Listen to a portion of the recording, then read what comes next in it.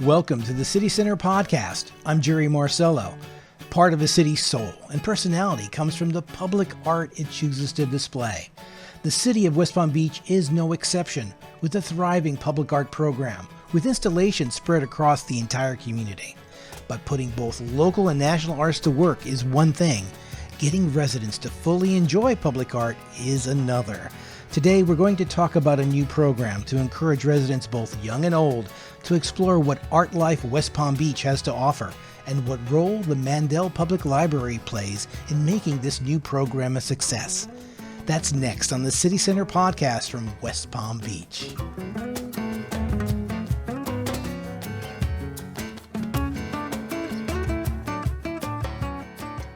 And joining us this afternoon is Sibele Gontal, the Director of Arts, Culture, and Community Building for the City of West Palm Beach. Sibele, welcome. Hi, Jerry. You know, a lot of people don't know just how active the City of West Palm Beach is as far as public arts are concerned. Can you give us some background? How did it all get started and where we're going? Oh, sure. So in 2014, an ordinance was implemented, and then the sexier stuff came in. We had a 5-year master plan, and I came in and I started really developing the program. I started off with temporary projects, big scale ones. I don't know if you were around, but there were big ones that happened in the Great Lawn, and they were an introduction to the possibilities of what public art could be. Fast forward another 5 years, and we really started doing public-private partnerships, getting the private sector more involved, collaborating with communities, collaborating with neighborhoods, collaborating with all the other entities that exist within the city. And the program really started to take off. The last 5 years, we've seen over 55 projects, permanent artworks, temporary projects throughout the city. Wow. So you can see the growth that has happened. So, and during those 5 years, that included obviously the pandemic years. How did the pandemic really affect what we were doing as far as public art? I'm glad you asked that. So even though COVID, was a global crisis, what occurred during that time, what manifested was that the virtual and physical worlds of the public realm is where the safety net was. That's where people felt they were safe, they could gather, they could discuss, they could experience. And so the public realm became an integral component of, I guess as a community getting better.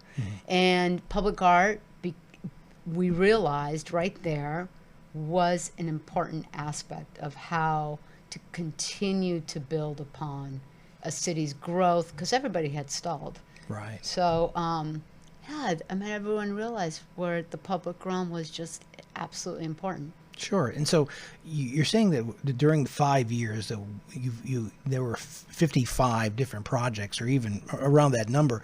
Are they all still in place, or do they rotate out after a while? So there's the permanent pieces that obviously are permanent, but there's a lot of temporary pieces that we work on, and especially with the local artists, we try to do initiatives, and we try to, take more risks when you do temporary pieces. You don't have to have every little nut and bolt put into place like you would a permanent piece that has to withhold all sorts of things, not just nature.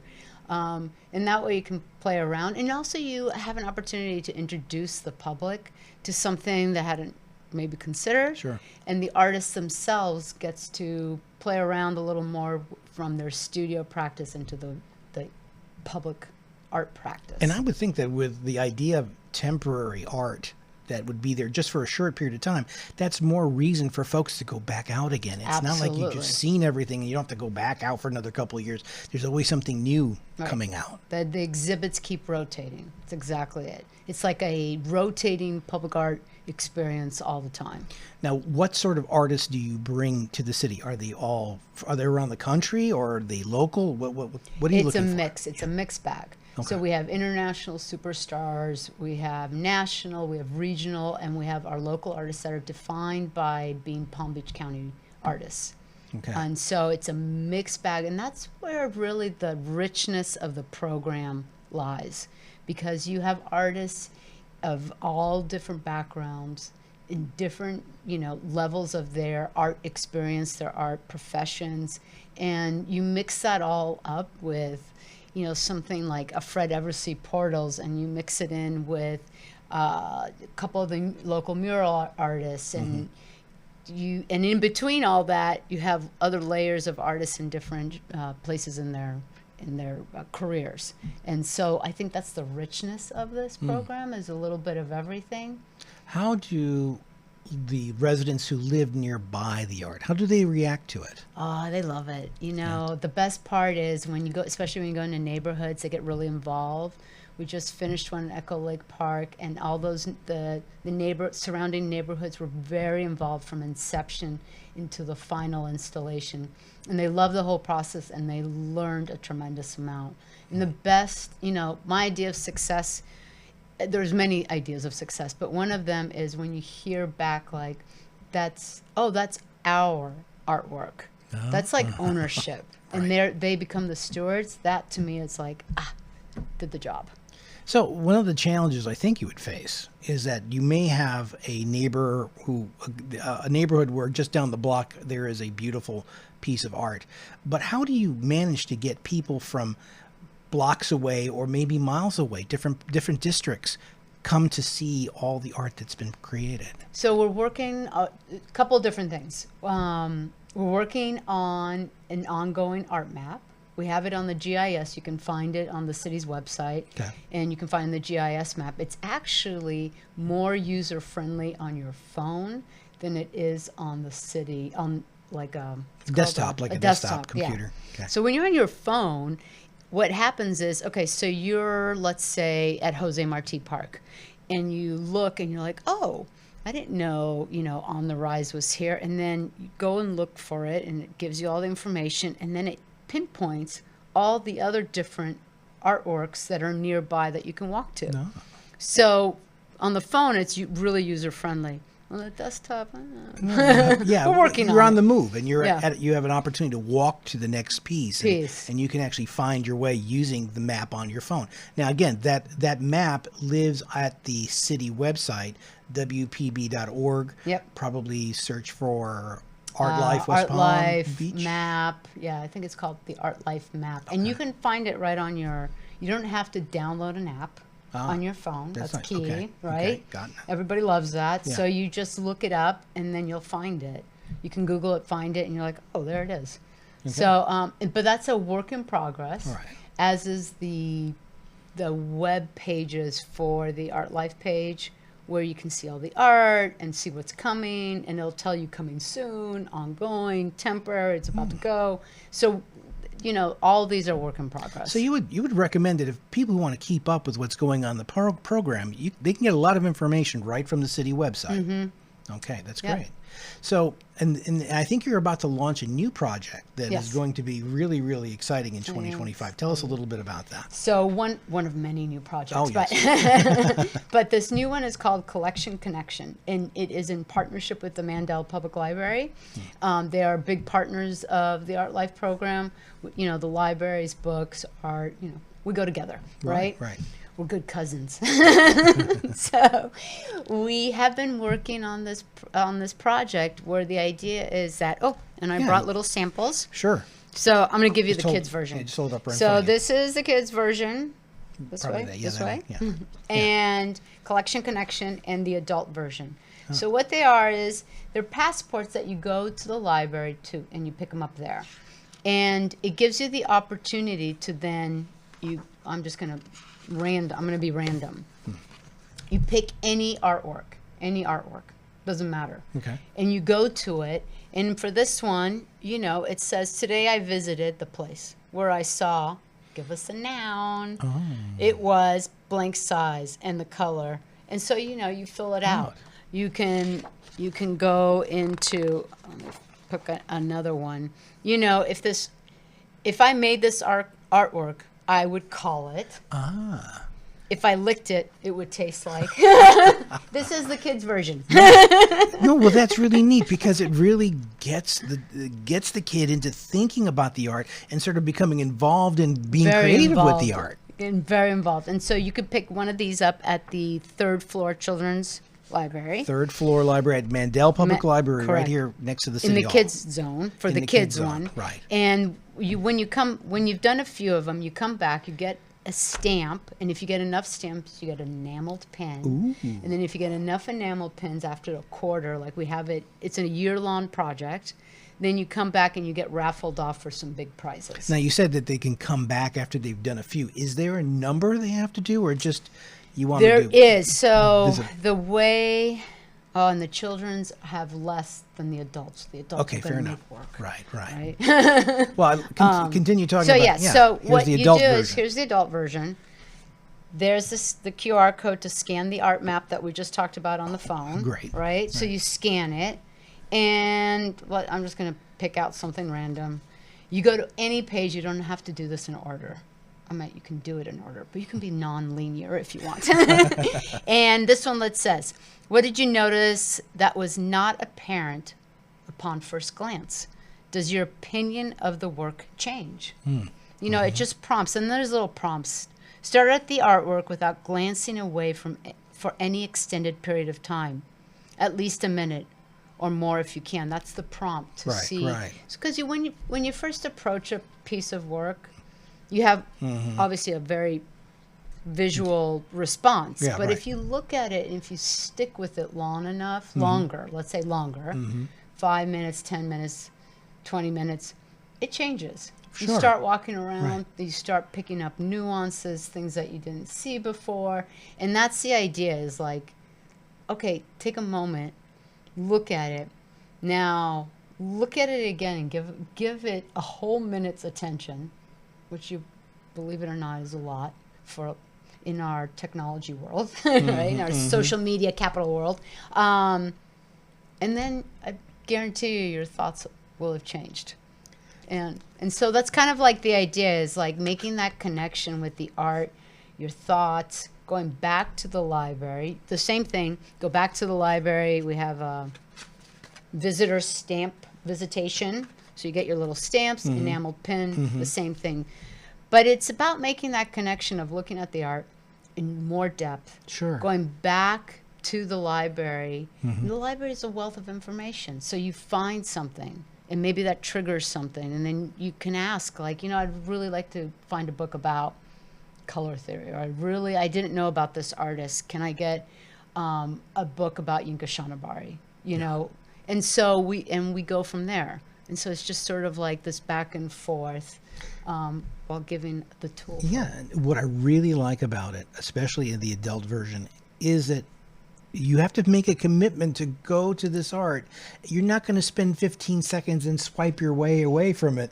You're going to take some time and breathe it in and really think about it, which pays homage to the art and the artist, but it also sort of rewards you by taking a moment and really breathing in what's happening with the art. Yep. And really opening up a new kind of moment of absorbing and thinking about something, rather than just simply swiping it away and scrolling through it, which is sort of where we are in things in our culture. Yes, we're very Instagram. I like, boom. Yeah. Right. Yeah. So this one makes you slow down a bit, That's really and then neat. hopefully you'll find surprises. Because it's not. We're not telling you got to go to this. We're just saying, just pick out any artwork in the public realm. Yeah. Just start choosing some. Right. And you can go anywhere in the city and choose them. Now, is this something that's just going to be taking place for a month or a couple of months? How long does this last? This is a year. Oh, it's a full year. It's a full year. So we're going to launch Tuesday, February 12th Oh, okay. at the Urban Living Room, 4 p.m. So come to the party. And basically the librarians are going to walk you through, this is how you get your passport. This is the anticipation. This is how it'll go. And it'll be a year long, because, as we spoke earlier, the landscape keeps changing in the arts. Right. So I'll be introducing, as this launches, we anticipate by March having 5 new pieces. And then by the following month, we'll probably have another one. And, it just keeps evolving. So there's no reason to, cut it off. It's it's an evolutionary thing. Well, that jumps right into my next question for you. Obviously, 2025 is going to be an exciting period of time for you. Tell us a little bit about what's going on, what you have planned. So we have Collection Connection. Yeah, that's fantastic. We have the Commons Project, which is 5 artists, 5 spaces. So this is a local artist initiative that started during COVID. And what we do is, and when I say we, it's the Public Art Committee. We put out a call for all Palm Beach County artists. They selected, through a competitive process, 5 artists who are either emerging or not, but they're new to the public art field. So they could be you. It could be you. You have 30 years. You've never been in the public realm, and you could be that person who, for the first time, goes out and creates a piece specific to a public space. Right. That's really different from being in the studio. So that's one of them. I'm excited about that one. Then we have coming up a lot in the private development sector. Especially in the downtown area. Forte Residencies will open up in spring. We'll have 3 new works there by 3 prominent women artists. Very exciting for that one.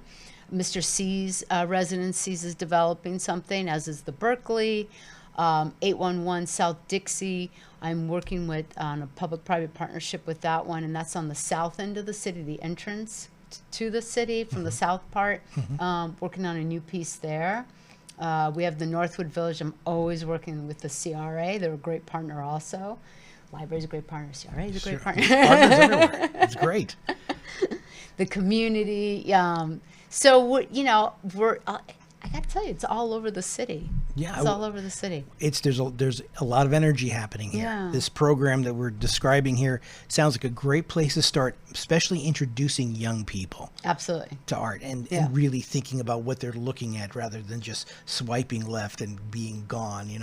It's really nice to see that. Yeah. And it's very exciting. We're really excited about this, and it'll be fun just to, people don't take the time to just sit and really think about the art that they're seeing sometimes. I mean, there are people who do, but I think this is the opportunity to do it. Right. So, and I hope and it's a perfect size. You don't have to write a lot. Just throw it in your back pocket. All the efforts upstairs. You take a look at it and interpret the art. Yeah. So we've talked a little bit about how the library is involved, and we want to give love back to the website because it's going to be a place where people are going to be getting a lot of information. So WPB.org. Go ahead and look for Artlife West Palm Beach, and you'll find information there about this program as well as everything else you're doing. Yes. Which is tremendous. Yes. And the other, can I just throw this in too Yeah. for this one too? Don't forget to look under the library too for this project. That's right. Collection Connection. Of course. So as well, so really they can find out information about the program on the library's web pages. The step-by-step.